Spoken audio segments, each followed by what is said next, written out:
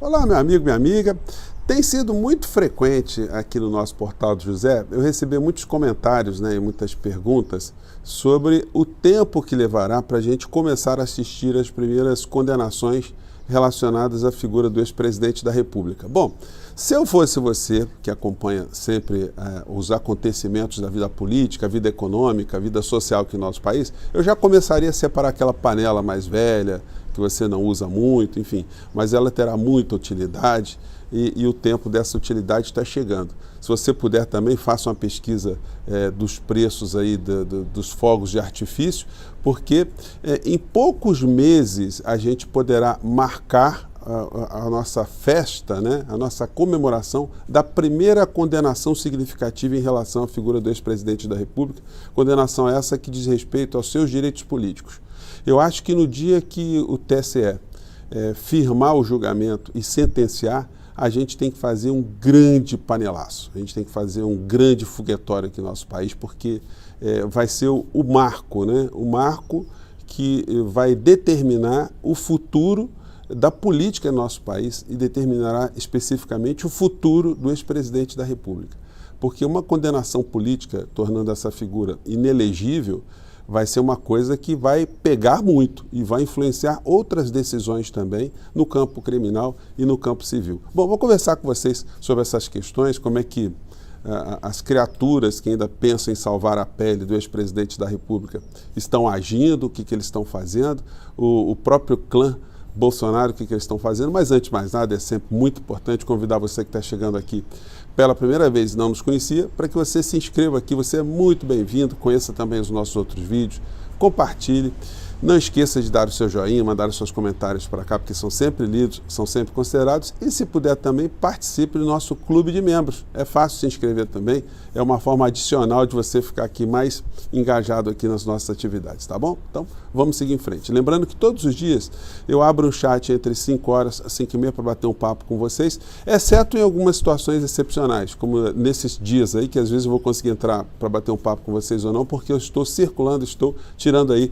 umas 2 semanas aí de descanso, de férias, para circular, rever amigos, enfim. E vou dando notícias aqui para vocês na medida que as coisas forem acontecendo aqui no nosso portal, tá bom? Então vamos aos fatos aqui e aos papos. Gente, por mais que se tente fazer alguma coisa agora em relação à justiça eleitoral, as provas são tão contundentes e o volume de processos são tão grandes que mesmo que o Bolsonaro escapasse de um bem cabeludo, existem outros que são muito notórios. Durante a gestão do Bolsonaro, se é que a gente pode chamar aquilo de gestão, eu mesmo fiz algumas representações junto à Justiça Eleitoral, à Justiça Comum, à Justiça Criminal, de algumas situações que nitidamente estavam acontecendo. Quem é professor na área do direito, quem lida com direito, quem fala do assunto, quem estuda o assunto, quando via algumas situações envolvendo a figura do ex-presidente da República, você ficava pensando, mas ninguém vai tomar nenhuma atitude? Quem deveria tomar atitude sempre é a figura do Procurador-Geral da República, que não está ali nessa posição para fazer a defesa, ser advogado do presidente da República. Muito pelo contrário. A função do Ministério Público é ser o fiscal da lei, ser uma pessoa ou ser uma instituição que opere o tempo todo protegendo a sociedade de uma maneira geral, os direitos difusos e coletivos. Mas aí, para surpresa e espanto geral da comunidade jurídica, nós tivemos o senhor Augusto Aras, que funcionou como uma espécie de advogado dos mais intensos, e arregimentando também outras pessoas dentro da Procuradoria-Geral da República para desenvolver esse papel. Bom, com o fim do mandato do Bolsonaro, ele perdeu a possibilidade de ser processado apenas pelo senhor Augusto Aras. Então ele pode ser processado agora como cidadão comum por qualquer cidadão, por qualquer instituição que tenha detectado um comportamento criminoso do ex-presidente da República. Só para ilustrar algumas situações, algumas das representações que eu fiz contra o Bolsonaro diziam respeito ao uso indevido da máquina pública para seu interesse pessoal. Isso era um negócio notório, quando a gente via o Bolsonaro de jet ski, sem tirar a licença, sem transmitir o cargo para o Mourão, ou seja, ele estava em expediente, mas estava usando o dinheiro público para fazer campanha, fazer proselitismo nas situações mais absurdas aqui no nosso país. Nos momentos que o Brasil mais precisou de termos um presidente da República, ele estava contra ele atuou contra o povo brasileiro. Então, quando ele usava estrutura, por exemplo, aeronaves para ir a um culto religioso na região norte do nosso país, sem agenda pública nenhuma, ele estava utilizando o dinheiro público, a máquina do Estado brasileiro, para seus fins pessoais. Será nítido. E quando isso fosse analisado de uma forma mais cuidadosa, né, ele seria condenado, ele seria obrigado a devolver o dinheiro desses recursos. A aeronave que ele utilizou no último dia do mandato dele, no penúltimo dia, para ir para os Estados Unidos, para atender seus interesses particulares, também é um delito eleitoral, é um delito administrativo, é um delito de responsabilidade, enfim.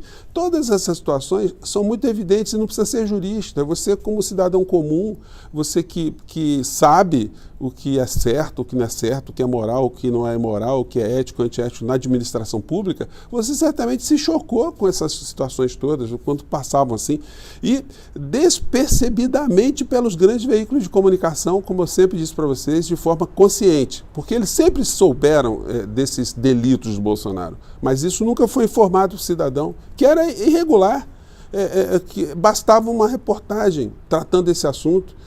A justificativa que os grandes veículos usaram muitas vezes é o seguinte: não, que o Bolsonaro não deixa a imprensa chegar perto, não dá para acompanhar. Mentira.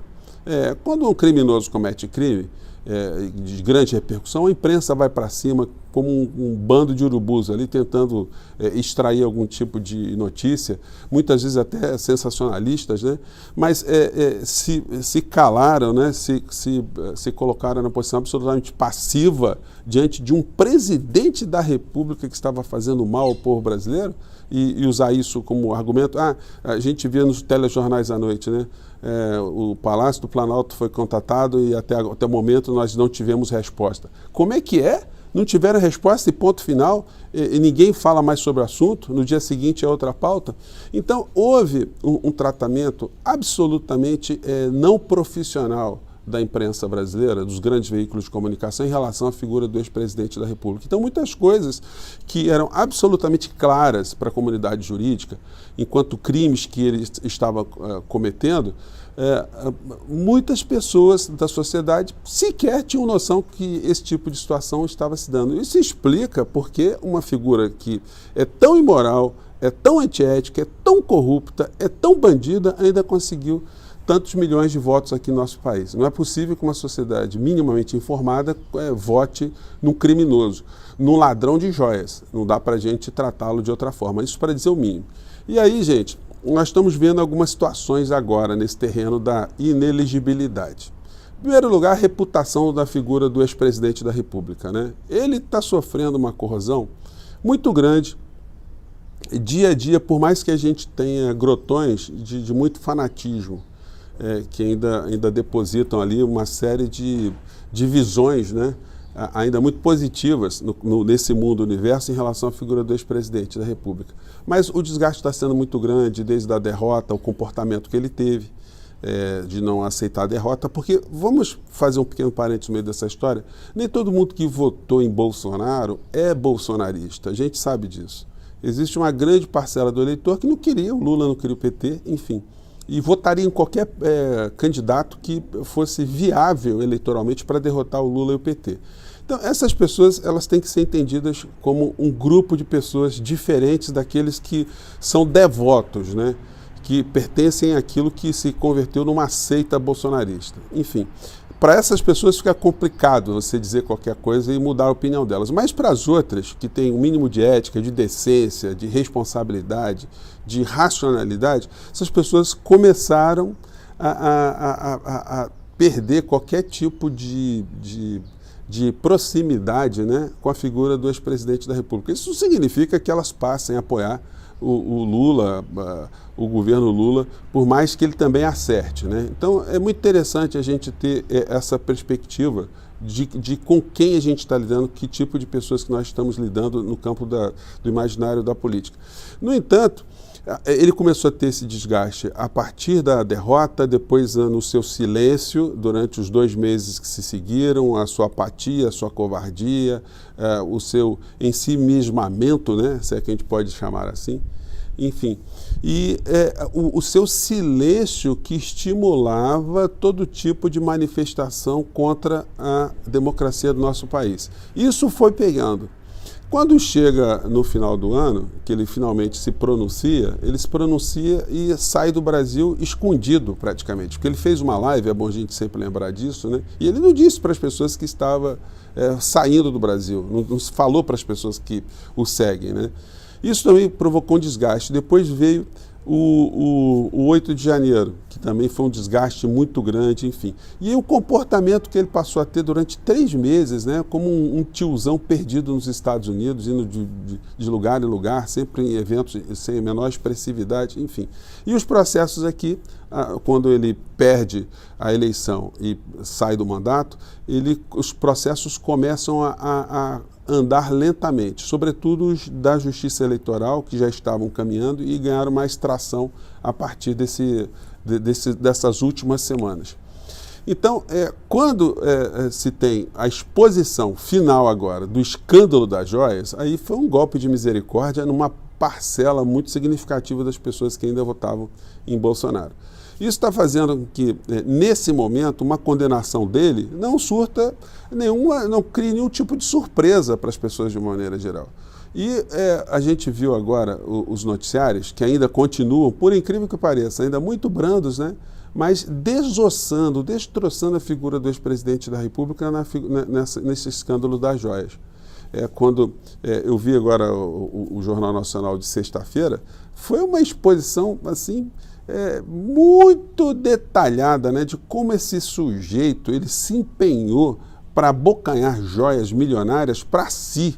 E a defesa técnica dele não está sendo suficiente, o depoimento já está aparecendo aí, os outros também, que só comprovam que ele teve má fé, que ele teve uma vontade de se locupletar, como ele fez a vida inteira, de mais uma boquinha, de mais uma oportunidade para se dar bem, ele e seus familiares. Então, o que nós vimos no meio desse processo todo foi a figura do ex-presidente tentando passar uma imagem, mas os fatos mostrando outra situação. Agora, vocês imaginem o seguinte, uma pergunta aqui nessa reta final do nosso papo aqui. O Jornal Nacional, só para citar o Jornal Nacional, porque se a gente pesquisar a gente vai ver o mesmo encaminhamento, mostrou como Bolsonaro se dedicou, como ele gastou energia, como ele focalizou ali a questão para resolver, pelo menos para resolver para ele, né, a questão das joias. Vocês imaginem se ele tivesse tido a mesma energia para ir atrás de vacina aqui no nosso país, enquanto o Butantan estava fazendo lá, aí o governo Dória estava preparando lá estudos com a vacina, fazendo acordos com a China. Se o Bolsonaro tivesse ajudado nisso, se ele tivesse empenhado, ligado, olha, já saiu a vacina aí, onde é que está saindo vacina? E no Butantan, como é que está? Se ele tivesse se empenhado contra as queimadas na Amazônia, se ele tivesse se empenhado com a mesma energia contra o garimpo ilegal, contra o desmatamento de uma maneira geral aqui no nosso país, se ele tivesse se empenhado em várias outras questões, enchentes, calamidades públicas, se ele aparecesse, nós vimos o Bolsonaro virando as costas para o povo quando a Bahia estava debaixo d'água, ele estava andando de jet ski, tirando onda para o outro lado. Nos momentos que a nação mais precisou de um presidente da República, nós tivemos um sujeito, né, com um comportamento demoníaco contra o povo brasileiro. Então, gente, a fila está andando. Chega uma hora que a conta aparece. E a primeira conta, volto a enfatizar aqui com vocês, será da Justiça Eleitoral, tornando a figura do ex-presidente da República inelegível, imprestável do ponto de vista político-eleitoral. Muitas pessoas acham que ele será um cabo eleitoral para um outro, mas enfim, nós sempre tivemos pessoas muito ruins fazendo campanha aqui no nosso país, ele não será o primeiro nem será o último. Mas ele não vai ter que ficar preocupado apenas com a sua falta de capacidade política, juridicamente, para disputar a eleição, mas sim com as condenações criminais. Então, o primeiro passo é o seguinte, vamos dar o nosso recado também.